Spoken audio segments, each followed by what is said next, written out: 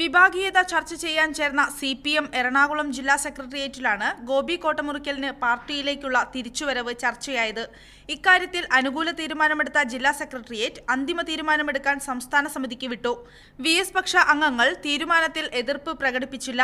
ജില്ലാ സെക്രട്ടറിയായിരിക്കെ ഗോപി കോട്ടമുറിക്കൽ നടത്തിയ വിഭാഗീയ പ്രവർത്തനങ്ങൾ തിരുത്താൻ അദ്ദേഹം തയ്യാറാകണമെന്നും അംഗങ്ങൾ അഭിപ്രായപ്പെട്ടു. ഒളിക്യാമറ വിവാദത്തെ തുടർന്ന് 2012 ജൂണിലാണ് ജില്ലാ സെക്രട്ടറിയായിരുന്ന ഗോപി കോട്ടമുറിക്കലിനെ പാർട്ടിയിൽ നിന്ന് പുറത്താക്കിയത്.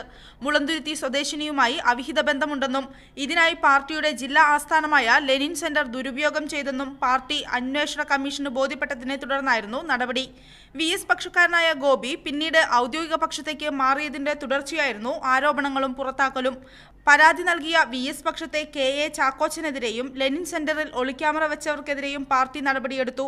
കർഷക സംഘത്തിന്റെ സംസ്ഥാന കമ്മിറ്റി യോഗത്തിൽ കോട്ടമുറിക്കൽ പങ്കെടുത്തതിനെ തുടർന്ന് പാർട്ടിയിലേക്കുള്ള തിരിച്ചുവരവ് സംബന്ധിച്ച അഭ്യൂഹങ്ങൾ ഉയർന്നിരുന്നു. ഗോപി കോട്ടമുറിക്കലിന് അനുകൂലമായി ജില്ലാ സെക്രട്ടേറിയറ്റിൽ ഉയർന്നിരിക്കുന്ന അഭിപ്രായം ഔദ്യോഗിക പക്ഷത്തിന് ഏറെ ആശ്വാസം നൽകും. മീഡിയ 1 കൊച്ചി.